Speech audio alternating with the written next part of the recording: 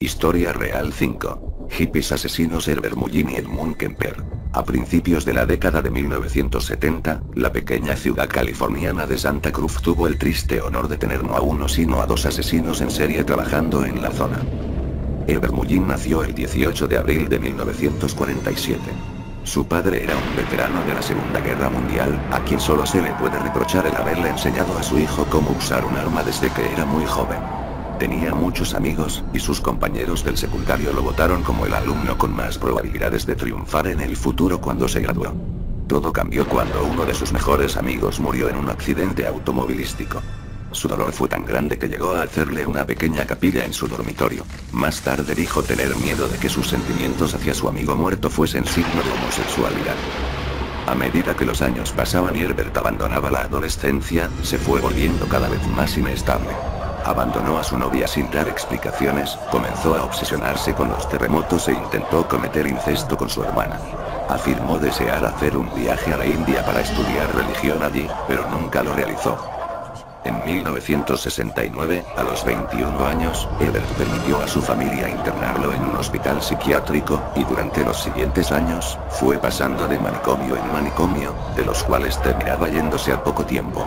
Parece que se quemaba la piel con cigarrillos, hablaba solo, o bien con personas inexistentes. En 1972, a los 25, Herbert regresó a casa de sus padres en Santa Cruz. Para ese entonces, estaba oyendo voces en su cabeza que le decían que un terremoto devastador se avecinaba y que solo podía salvar a California matando gente. El 13 de octubre, Mullin asesinó a un homeless a golpes con su bate de béisbol. Su siguiente víctima fue Mary Guilfoyle, de 24 años, a quien Herbert había encontrado haciendo dedo en la ruta. La mató a puñaladas, la destripó y la arrojó afuera del vehículo.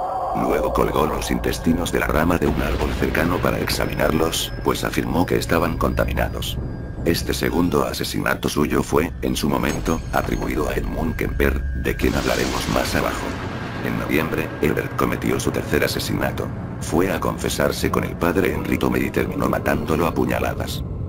Después de eso, Mullin intentó aparentemente terminar con su racha de asesinatos uniéndose a la Marina estadounidense.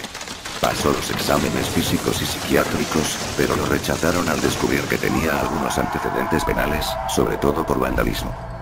Creyendo que era víctima de una conspiración dirigida nada más y nada menos que por el movimiento hippie, Herbert decidió seguir matando. El 25 de enero de 1973, después de comprar varias armas de fuego, fue a buscar a Jim Gianera, un compañero del secundario que le había vendido marihuana años atrás. Lo curioso es que al llegar a su domicilio descubrió que se había anulado. La mujer que vivía en la antigua casa de Gianera, Kathy Francis, le dio la nueva dirección, tras lo cual Herbert fue allí y lo asesinó a quemarropa junto con su esposa. Después de apuñalar los cadáveres, Herbert volvió a casa de Kathy Francis y la mató a tiros junto a sus hijos de 9 y 6 años. Hay que señalar que, como el marido de Francis, ausente de su casa aquella noche, al igual que Gianera, era un narcotraficante de poca monta, la policía pensó que los 5 asesinatos estaban relacionados con un ajuste de cuentas mafioso. El 10 de febrero Herbert estaba en el parque estatal Henry Coboy Redwoods y encontró a 4 adolescentes acampando. Se les acercó, afirmó ser un guardabosques, habló amablemente con ellos durante un rato y luego, sin la menor provocación, sacó una pistola y los mató a todos. El último asesinato ocurrió el 13, cuando Herbert estaba manejando, frenó su auto, le disparó a un anciano y se dio a la fuga. Pero el homicidio ocurrió a plena luz del día, frente a decenas de testigos, por lo que no le fue difícil a la policía capturarlo. En 4 meses había asesinado a 13 personas. A Herbert lo acusaron de los 10 últimos asesinatos, más tarde confesó los 3 primeros. Los de Jim Gianera y Kathy Francis fueron caratulados como homicidios premeditados, mientras que los otros 8 fueron caratulados como sin premeditación. Terminó condenado a cadena perpetua. Recién podrá aspirar a la libertad condicional en el 2025, cuando tenga 77 años. La muerte de Fred Pérez representó una macabra señal de rendición del asesino. Estaba cansado y había decidido renunciar a su misión. La policía no tenía una mínima pista que pudiera explicar sus crímenes. El homicidio de Pérez se desarrolló en un escenario totalmente diferente. A diferencia cuando Herbert Mullin mató a Mary Guilfoyle, este se aseguró de buscar un lugar solitario para que nadie lo viera desmembrar el cadáver. Su incapacidad mental, esquizofrenia, es la causa que genera que muchos criminales que padecen esta enfermedad no puedan salir de prisión porque los médicos saben que eventualmente volverían a repetir sus historias.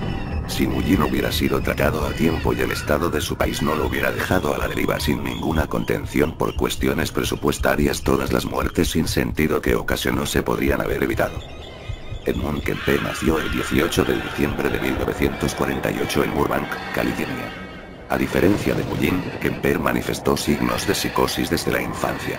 Torturaba y mataba animales por placer, realizaba extraños ritos sexuales con las muñecas de sus hermanas, y una vez dijo que para poder besar a una maestra de la escuela de quien se había enamorado, tendría que matarla.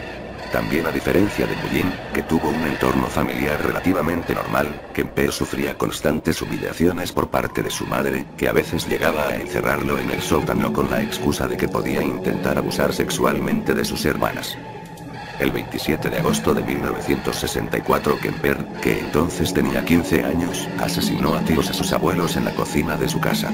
Cuando le preguntaron el motivo, simplemente respondió que quería saber cómo sería matar al abuelo y a la abuela. Kemper fue internado en un hospital psiquiátrico, pero eventualmente fue liberado y puesto bajo custodia de su madre, que entonces vivía en Santa Cruz.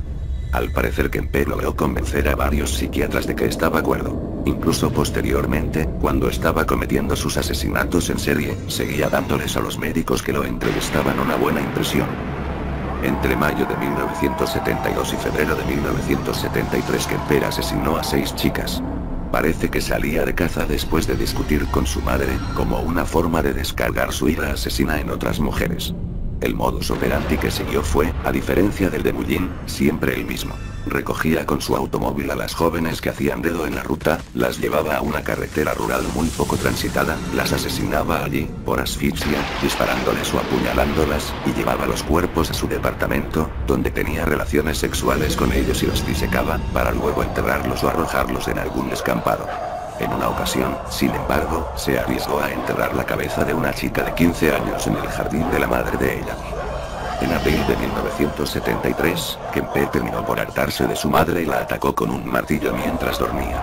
Tras matarla a golpes, decapitó su cadáver, tuvo relaciones sexuales con él, usó su cabeza como blanco, arrojándole dardos, y tiró sus cuerdas vocales a la basura. Después invitó a Sally Allett, una amiga de su madre, y la mató estrangulándola. Luego manejó por unas horas en su auto, escuchando la radio.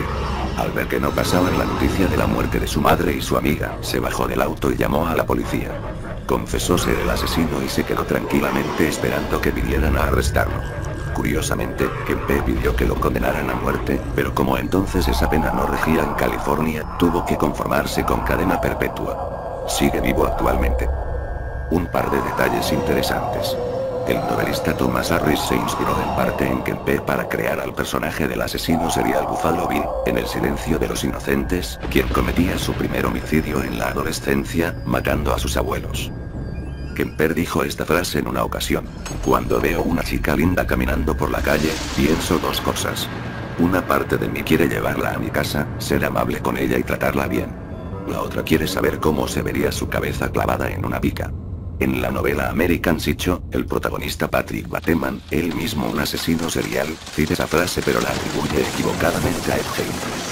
Parece que en una ocasión Kemper y Mullin estuvieron en celdas contiguas, y que Kemper le reprochó a su colega el haberle robado sitios para arrojar los cadáveres de sus víctimas, lo cual, como sabemos, es falso, pues Mullin nunca se tomó la molestia de intentar ocultar los cuerpos. A causa de Mullin y Kemper, los habitantes de Santa Cruz decían, con amarga ironía, que su ciudad se había convertido en la capital mundial de los asesinos en serie. Bueno, eso ha sido todo. No olviden, comenten, suscríbanse y den pulgar arriba, tampoco olviden visitar mi blog, los links están en la descripción del vídeo. Yo creo mi mundo,